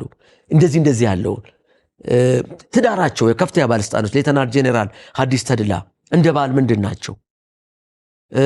ክቡር አቶ ፋሲካ ሲደልል ዶክተር አለሙ አበበ ምንድናቸው? እንደ ሰው እስቲኛቸው እንደ ሰው ሰዋይ ጎናቸው ሰብአዊ አንዳንዴ እንደ ሰብአዊ ፍጥሩም ማንቆጥራቸው ጊዜ አለ። አንዳንድ ሰዎችን ባለስልጣንነታቸው ኃይለኝነታቸው ይመጣብህና ሌላ ጎናቸውን አናቅም። የፖለቲካዊ ስብዕናቸው ይመጣብ ነው። ግን ሰው ናቸው፣ ልጆች አሏቸው፣ እንደ ሰው ስሜት አላቸው። እሱ ስሜታቸው ምንድነው የሚለውን ለማሳየት ነው። ሌሎቹንም ደራሲዎች ከዚህ አንግል ነው ያቀረብኳቸው። ሁሉንም ሳቀርብ አሁን ለምንድነው ኮሜንት ሴክሽን ይዘጋው? ልነግርህ ነው፣ እሱን ላመጣልህ ነው። ይሄ ዶክመንት ነው ለማስቀምጠው። መጀመሪያ ስሰራ አስቤ ነው የገባሁት። በዩቲዩብ ውስጥ ላይብረሪ መስራት ነው የፈለኩት። ቤተ መጻሕፍት፣ የዩቲዩብ ቤተ መጻሕፍት። አንድ ሰው ቤተ መጻሕፍት ውስጥ ሲገባ አይወያይም። ትገባለህ፣ ታነባለህ፣ ከወደድከው ማንበብን ትቀጥላለህ፣ ካልወደድክ ወይም ከደከመ ዘግተህ ትወጣለህ። ከዚያ ስላነበብከው ታሰላስላለህ እንጂ አትመላለስም። አስተያየት አልጠይቅም እንዴት ማንበብ አትልም። ስለዚህ እኔ ይሄ አንደኛው እሱ ነው፣ ላይብረሪ መስራት ነው። ላይብረሪው ለምን አስፈለገ ካልከኝ በከፍተኛ ደረጃ የመጽሐፍ ዋጋ እየተወደደ መጥቷል። መጽሐፍትን የሚገዛው ሰው እየከበደው መጥቷል። ስለዚህ ምንድነው መጽሐፍን ነው የምተርክለት። ስለዚህ መጽሐያውን ከዛ ትረካ ላይ ነው ወደ መጽሐፍ የተለወጠው መግዛት ለሚችሉት። አብዛኛው ሰው ግን መግዛት ላይ ይችላል። ስለዚህ ተርክለታለሁ፣ መረጃ ደግሞ አስቀምጣለሁ። ደበበ ሰይፉ ላይ ጥናት ማድረግ የሚፈልግ ሰው የትም ያልተሰሙ የደበበ ታሪኮች እዛ ቦታ ታገኛለህ። አልደግምም ታሪክ። ስለ ስብሐት ገብረ እግዚአብሔር በጣም ቆንጆ አድርጎ ዘነበ ወላ ጽፏል። ዘነበ ወላ የጻፈው የእሳቸውን ስሜት ነው እየቆፈራቸው ጽፏል። እኔ ደግሞ እሳቸውን ሳይ ሌሎች ሲያዩዋቸው ነው። እሱ እድል ሰጣቸው። በቃ የሚገርም ስራ ሰርቷል። ማስታወሻ ላይ ምንም የማትተካው በቃ ማንም እንከን የማይወጣለት ስራ ሰርቷል። ምክንያቱም የስብሐት ገብረ እግዚአብሔርን ድምፅ ነው እዛ የምትሰማው። እኔ ደግሞ እዚህ መጽሐፍ ላይ የምሰራው በአብዛኛው በሌሎች አይን ስብሐት ምን ይመስላሉ የሚለውን እና በእኔም አይን ጨምሮ ነው እና ሰነድ ማስቀመጥ ነው ዋናው ግቤ። ስለዚህ በዛ መልክ የተሰራ ነው። ስለዚህ እየገባ ሄዶ አንብቦ ይውጣ። አዎ አንብቦ ይውጣል። አዎ አሁን ምንድነው ሰዎች ግራ የሚገባቸው የላይብረሪ ተጠቃሚና የዩቲዩብ ተጠቃሚ ብዙ አይደለም። ስለዚህ በላይብረሪ መንፈስ ነው የተዘጋጀው። እንደውም ከጠበቅነው በላይ በየጊዜው ሰው እየጨመረ እየወደዱልን እንዲህም አልጠበቅኩም እና ለእኔ በጣም ኢንካሬጂንግ ነው ያለው ሁናቴ። በዚህ አጋጣሚ ይሄን ነገር ትውልድ ላይ ለውጥ ያመጣል። ለትውልዱ ሄሮዎች መፍጠር ነው። ሄሮ እያጣን ነው። ሁሉን ይሰድባል። እኔ ላይ የሚቀርቡ ሰዎች ማንም እንዲሰድባቸው እድል አልሰጥም። ኮሜንቱ ዝግ ነው። ከነሱ መማር የሚፈልግ ብቻ ገብቶ ይማራል። እና ይህንን ዓላማዬን ተረድቶልኝ ሚድሮክ ኢንቨስትመንት ግሩፕ ስፖንሰር ስላደረገኝ በዚህ ፕሮግራም ተጠቃሚ በሆነው በአዲሱ ትውልድ ስም አመስግንልኝ። ስለዚህ የዩቲዩብ ቻናል ስሙ የኔ ደማቅ ሰዎች ነው። የኔ ደማቅ ሰዎች ነው። በአማርኛ ታገል ሰይፉ ኦፊሻል የኔ ደማቅ ሰዎች ነው ብሎ ያገኙታል። ስለዚህ እዚህ ቻናል ውስጥ የገባ ሰው ላይብረሪ እንደገባ ይቁጠረው። ላይብረሪ ነው በቃ ላይብረሪ ነው። ሰምቶ ይወጣል። በቃ እንደዛ ነው። በተጠቀሙ አይሻልም? የታገልን እውቀትና ታሪክ የኔ እውቀት ሳይሆን የብዙ አዋቂዎችን ነው የማቀርበው። እዚህ አንተም ችሎታ አለበት። የሰዎቹንም ስብዕናና ታሪክ ተሞክሮ ማወቅ ይቻላል። በዛ በጣም በነገር ላይ ብዙ የሚገርሙ ሰዎች ታገኛለህ። አሁን ለምሳሌ የኮሎኔል መንግስቱ ኃይለማርያምን ልጅ ናዝሬት ስኩል ነበረ የምትማረው። ጥፋት አጥፍተሽ ወላጅ አምጪ ተብለሽ ታውቂያለሽ ወይ ብዬ ጠይቄያታለሁ። እንዴ ጥፋት አመፅ አስነስቼ አባትሽ ሁለተኛ አታጠፋም ብሎ ካልፈረመ አትገቢያትም ተብላ ተመልሳለች። ከዛ ኮሎኔል መንግስቱ ጋር ወረቀቱ ደረሰ። አየደነገጥ ምን አርገሽ ነው አለ። ከዚያ እባክሽ ከዚህ ትምህርት ቤት ከወጣሽ ሌላ የምናስገባበት ቦታ ይቸግረናል፣ ሁለተኛ እንዲህ አታድርጊ ብሎ ሁለተኛ አታጠፋም ብሎ መንግስቱ ኃይለማርያም ለናዝሬት ስኩል ጽፎ ፊርማ ፈርሞ ልጅ አታጠፋም ብሎ ቃል ገብተው ኮሎኔል መንግስቱ ቃል ገብተው ነው እንደገና ወደ ትምህርቷ የተመለሰችው። ይሄን አሁን አይመስልም። ማን ነው የመንግስቱ ኃይለማርያምን ልጅ ደግሞ የሚያባረር ብለህ ነው የምታስበው? በዚህ አጋጣሚ ናዝሬት ስኩል ፕሮፌሽናል መምህራንን አደንቃለሁ። የማንም ልጅ ይሁን ስርዓት ነው ብሎ በጣም ሙሉ ትምህርት ቤት ነው ብዬ አስባለሁ። እና እንዲህ አይነት ለየት ያሉ ታሪኮችን ነው እዛ ላይ የምታገኘው። ስለዚህ ተመልካቾቻችን ታገል ሰይፉ ኦፊሻል ቻናል ዩቲዩብ ቻናል ላይ ላይክ፣ ሰብስክራይብ፣ ሼር በማድረግ የዚሁ የላይብረሪ ተጠቃሚ እንድትሆኑ በአክብሮት እንጋብዛለን። የሚገርሙ ሰው ናቸው። ሀገር ወዳድ ናቸው። በጣም ደስ ይላል። እንደው ወደ ሮል ሞዴልህ እንምጣና አንድ ንጉሴ የሚባል የአማርኛ መምህር ነበር። እንግዲህ እኔ ሮል ሞዴል እሱ ነው ስትል ሰማ። ብዙ ሮል ሞዴሎቼ ብዙ ናቸው። በሆነ ዘርፍ ግን እሱ ነው። በሆነ ዘርፍ ማለት ምን ማለት ነው? ብዙ ትልልቅ ሰዎች ኢትዮጵያ አፍርታለች። ብዙ ማደንቃቸው ደራሲያን አሉ። ደራሲ ሳይሆኑ ብዙ የተማርኩባቸው ሰዎች አሉ። መሰጠትን፣ ብዙ ጥንካሬ ከኃይሌ ገብረስላሴም ትማራለህ እኮ። ዲቮትድ መሆኑ የስኬታም ሰው ኦሎምፒክ ካላሸነፍ የተሸለምኳትን መኪና አልነዳም ብሎ በእግሩ የሚሄድ ሰው ስታይ እሱ ራሱ ይረዳሃል። ሁሉም ሮል ሞዴሎቻችን የራሳቸው እንትን አላቸው። ግን ይሄኛውን ለየት የሚያደርገው አሁን አንዳንድ ጊዜ ዩኒቨርሲቲ ውስጥም ያነሱታል። የራሱ አነባበብ የሚባል ግጥም ማነብባት ዜማ እሱን ዜማ እንዳወጣ እኔም በራሴ መንገድ ግጥም ማንበብ አለብኝ እንድል አቅጣጫ የሰጠኝ ይሄው የአማርኛ መምህሬ ነው። ኤስኦኤስ ከኛ ጋር የተማሩ የኛ ባቾች እና ከኛ በፊት በኋላም ያሉ ያውቁታል ቲቸር ንጉሴ። እና ቲቸር ንጉሴ ሲያስተምር ጀምሮ የተለየ ሰው ነው። ለምሳሌ ምርጫ ሲሰጥ ትክክል ለምን ሲኮን ሐመሩሃ መልስ የለም ይላል። እጅን ተወጣና ምን ሲኮን ትለዋለህ። እንዲህ ነው። ይሄ የተለመዱ መንገዶች አይመቸውም። እና ከዳይሬክተራችን ጋር በተለያዩ የግል ኬዞች ጠብ አለው እና ፍጥነቱ ይገርመኛል። አይምሮ ፍጥነት አጭር ናቸው፣ ወፍራም ናቸው።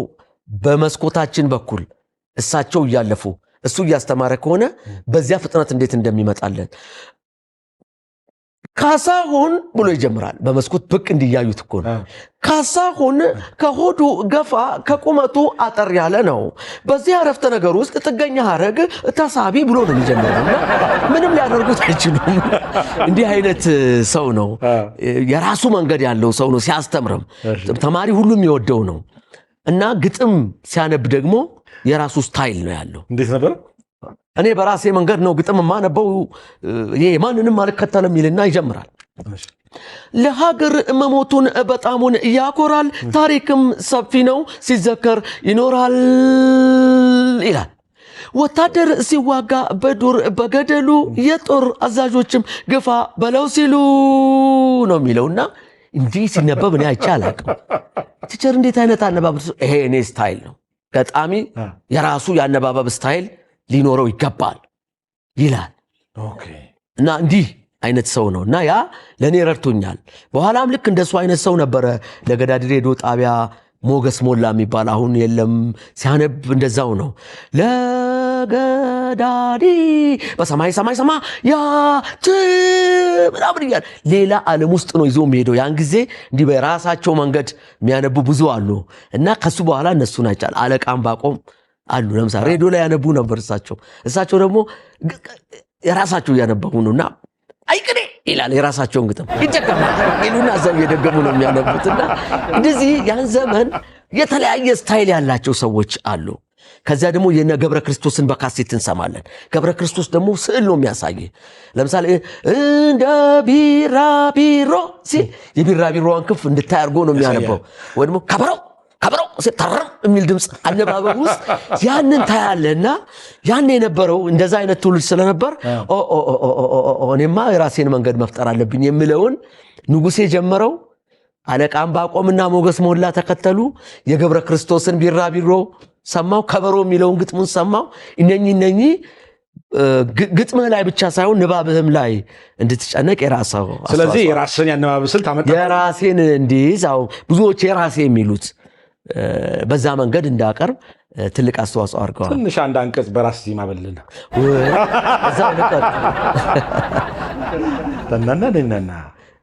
ብዙዎች ይደግሙት ነበር እና ያን ጊዜ ያ ስታይል ከዛ ነው የመጣው። የባድመ ጦርነት ጊዜ የጻፍኩት ነበር መሰለኝ፣ ብዙ ሰው አያውቀውም እሱን። በራስ ዜማ ባድመ የሻዕቢያ ኢትዮጵያን የወረረ ጊዜ ለምንድን ነው ህዝቡን የሚያስፈጁት? ባኮ ኢሳያስ ጦርነቱን ያቆሙት፣ ህዝቡ እኮ እየተፈጀ ነው፣ ለምን ይቀልዳሉ የሚል ነው እና በፊልም የተቀናበረ ነው እና መጨረሻ ላይ አፍሪካ ህብረት ስብሰባ ላይ አፈወርቂ እንዲህ ብሎ የሚያዛጉበት መሰላለ። እሱን አስገብቼ ነው መዝጊያው ላይ እንዲህ ሲያዛጉ ነው የሚያልቀው ግጥሙና ሰኢርና ውጊያው አሸወይና ጋንታችን ሳቴና ሁሉ ዶባት ሂዝና እንኳን ልንይዝና ተይዘን በብርቱ አዛዣችን ሞቱ ታንካችን ነደደ ዓለም ጥሎን ሄደ እርሶ ሽክ እንዳሉ ቆመው ያዛጋሉ ብሎ ነው እና አሁን ይሄ ያኔ ጦርነቱ ጊዜ ህዝቡ አይለቅ ጦርነቱን አቁሙ ኢሳያስን የሚማጠን ነው። ባኩ ሐሳቡን የሰጠችን ኤርትራዊት ነች። ህዝባችንን እያስፈጀ ነው።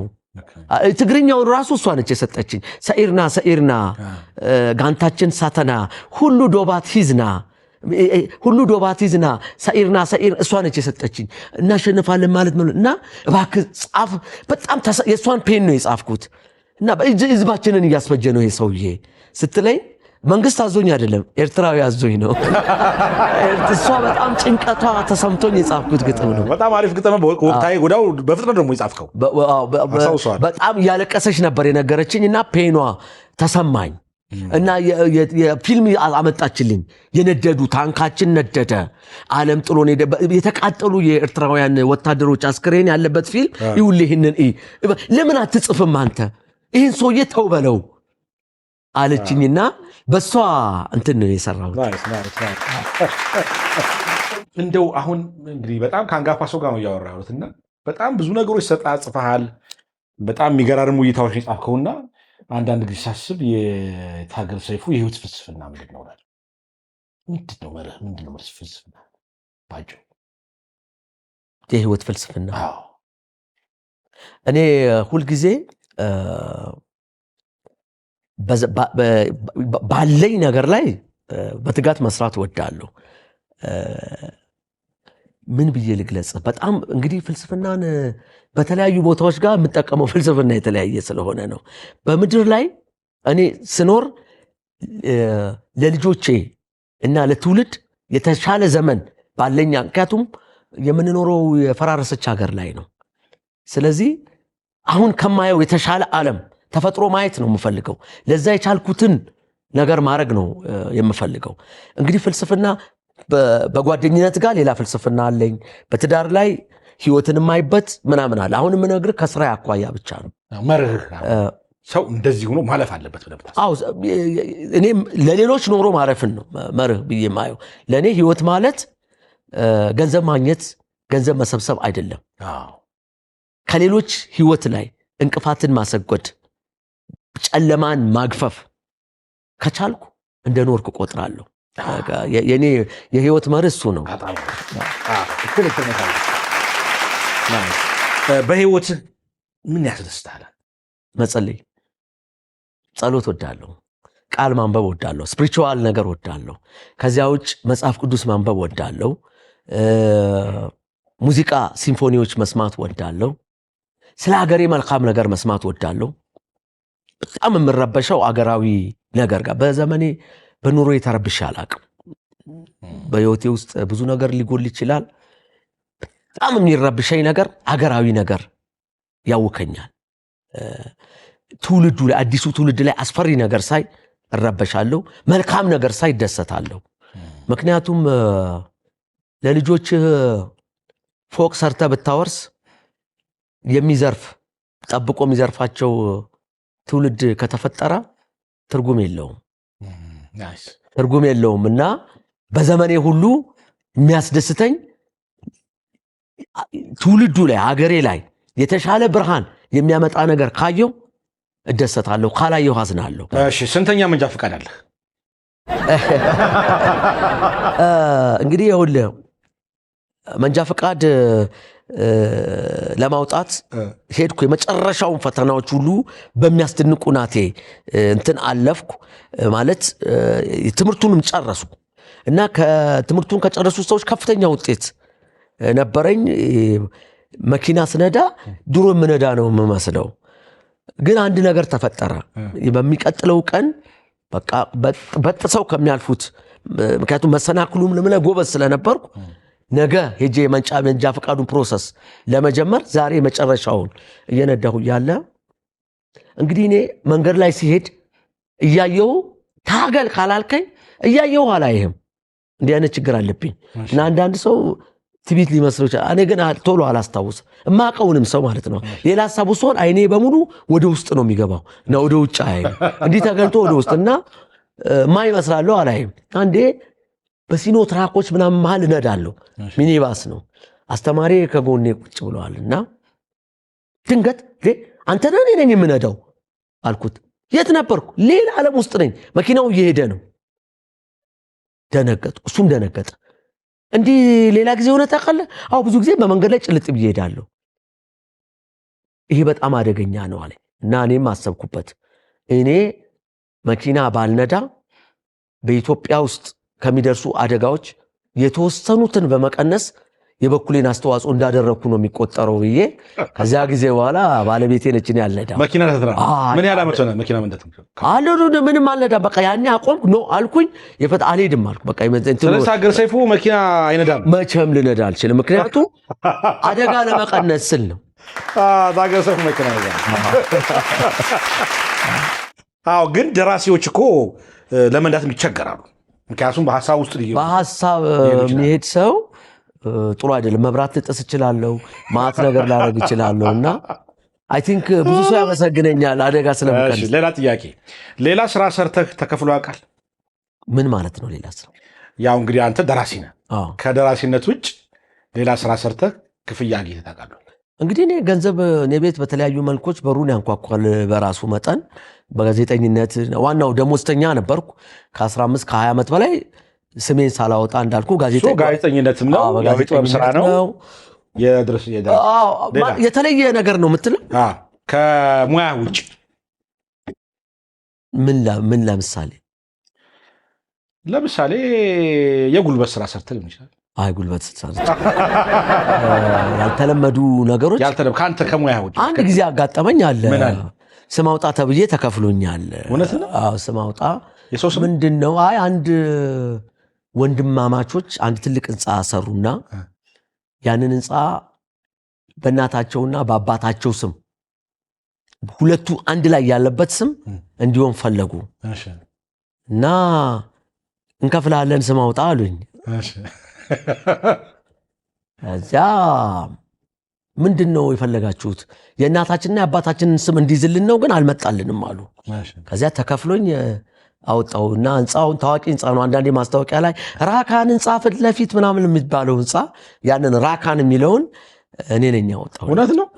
የአንድ ህንፃ ስም አውጥተህ ገንዘብ ተከፍሏል? አዎ። ምንድነው የራካን ያልኩት? የአባትየው ስም ተፈራ ነው፣ የእናታቸው ስም ደግሞ ብርቱካን ነው። ሁለቱን መቀላቀል ነው የቸገራቸው። ብርቱካንና ተፈራ ሊቀላቀላሉ፣ ተፈራሩ ማለት ነው። ስለዚህ ከተፈራ ላይ ራን ወሰድኩና ከብርቱካን ላይ ካንን ብቻ ጨምሬ ብሬን ተቀብዬ ይቻላል። መጨረሻ ማለት የምትፈልገው ነገር ካለ? እንግዲህ እኔ ደራሲ መጠየቅ ከባድ እኮ ነው። ሄሮዎችን አሁን በዚህ ጊዜ ብዙዎች ትልቁ ትንሹ በቀላሉ የሚዘረጠጥበት ዘመን ላይ ነው ያለ ነው። በእኛ ጊዜ እንደዚህ አልነበረም። ጸጋዬ ገብረመድህንን ለማየት በጣም ጓጓ ነበረ እና አየለ ሸጉ የሚባል ጓደኛዬ ጸጋዬ ገብረመድህን እኮ ዋቢ ሸበሌ 10 ሰዓት ላይ ልክ 10 ሰዓት ሻይ ሊጠጣ ይገባል ብሎኝ ለዘመናት ትምህርት ቤት 10 ሰዓት ላይ ሸበሌ ጋር ቆሜ ጸጋዬ ገብረመድህን መሬቷን ልክ እንደሚሰበር ቀስ እያለ እየረገጠው ሲገቡ ሸበሌ ለመጠጣት እያየው ጸጋዬን አየሁት እያልኩ ሮጥ ነበር። ብርቆቻችን ነበሩ በዛ ጊዜ የነበሩ ደራሲዎች። በዛን ጊዜ ታላላቅ ሰዎችን በጣም የማድነቅ ባህል ነበረ። አሁን ደግሞ ማንም ሰው ማንንም በቀላሉ የሚዘረጠጥበት ዘመን ነው። ትልቅ አትል ትንሽ ጳጳስ ይዘረጠጣል። ማንም ሰው ተነስቶ ብፁዕ አባቱ ላይ የሆነ ነገር መጻፍ ይችላል። ፓስተሮች፣ ሸሆች፣ ማንም ላይ ማንም ምንም ማለት ይችላል። መሪዎች፣ ምሁራን ላይ ማንም ምንም ማለት ይችላል። አሁን ይሄ ሰዎች እንደ ቀላል ነገር አዩት። እኔ አንድ ሙስሊም ሸሁን ሲዘረጠጥ እደነግጣለሁ። ምክንያቱም ሸሁን ካልፈራ ምንም ሊያደርግ ይችላል። አንድ ኦርቶዶክስ ጳጳሱን ሲዘረጥጥ ሲተች እደነግጣለሁ። አንድ ጴንጤ ፓስተሩን ሲዘረጥጥ እነኚህ ሰዎች ስልጣን ያላቸው ናቸው። እነኚህ ሰዎች መናቅ ከጀመረ ማንንም ሊያከብር አይችልም ይሄ ሰው። ስለዚህ ብዙ ነገር የሚዘረጠጥበት ዘመን ነው ያለ ነው። የኔ ደማቅ ሰዎችን ሲጀምር ሰዎቻችንን እንድናከብር ነው። ሰዎቻችንን እንድናከብር ነው። ኮሜንት በከፍት ብዙ ኦዲየንስ እንደማገኝ አውቃለሁ። እሱን ሁሉ የጨከንኩት ሄሮዎቻችን ላይ ምንም እንዳንል ትልልቆቻችንን የሚያከብር ትውልድ እንዲነሳ ነው። እና እኔ የማስተላልፈው መልእክት ይህንን ነው። ብዙ ጊዜ እለዋለሁ፣ በሚዲያ ብዬው እንደሆነ አላቅም። ባጭሩ እንድነግር ከፈለክ እንዳስተላልፍ የትልልቅ ሰዎችና የትንንሽ ሰዎችን ባህሪ ብቻ ልንገር። ትንንሽ ሰዎች ከትልልቅ ሰዎች ውስጥ ትልቅ ያደረጋቸውን ነገር ትተው ትንንሽ ነገር ነው የሚለቅሙት። አሁን ፌስቡክ፣ ቲክቶክ ውስጥ እየበዛ የመጣው ይሄ የትንንሽ ሰዎች ባህሪ ነው። ትልልቅ ሰዎች ደግሞ ከትንንሽ ነገሮች ውስጥ እንኳ ትልልቅ ነገር ነው የሚያወጡት። ትልልቅ ነገር ነው። ለምሳሌ ጠቢቡ ሰለሞን ምን አለ? ከገብረ ጉንዳን ተማር። ጠቢቡ ሰለሞን ከጉንዳን ውስጥ ታታሪነትን ያወጣል። ወደኛ ሀገር ስትመጣ ቅዱስ ያሬድ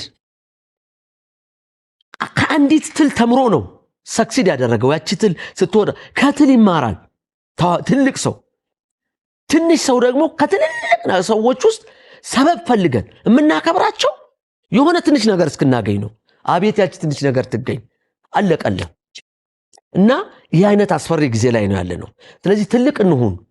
ትልቅ መሆን ደግሞ እንኳን ከትልልቅ ሰዎች ውስጥ ትልቅ ነገርን መማር ከትንንሽ ነገሮች ውስጥም ትልቅ ነገርን ማውጣት ነውና እባካችሁ ትልልቅ ሰዎችን ከሚዘረጥጡ ሁሉ አፉን ከሚከፍትበት ሜዳ እንውጣና ትልቅ እንሁን ነው ልል የምችለው።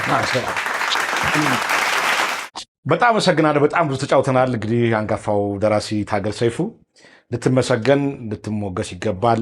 በጣም በኢትዮጵያ ስነ ጽሁፍ ውስጥ ታላቅ አሻራ ያስቀመጥክነ መመስገን ይገባል። እኔ በጣም ነው የማመሰግንህ። ሁሉም ኢትዮጵያ ሊያከብርና ሊያሞግስ ይገባል፣ እውቅና ሊሰጥ ይገባል ብዬ ነው የማስበው። በጣም ብዙ ቁም ነገርና ብዙ የህይወት ተሞክሮ አግኝተናል። በጣም እናመሰግናለን። በዚሁ አጋጣሚ ልድገመው፣ የታገል ሰይፉ ኦፊሻል ዩቲዩብ ቻናል ተከፍቶ በጣም ብዙ ተሞክሮዎች ያሉበት ቪዲዮ ተጭኗል።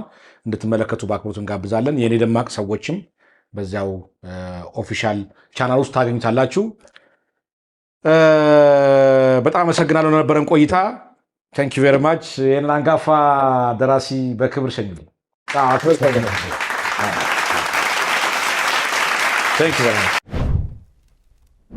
እንግዲህ ተመልካቾቻችን የዛሬው የመሴት ሾው ፕሮግራም ይህን ይመስል ነበረ።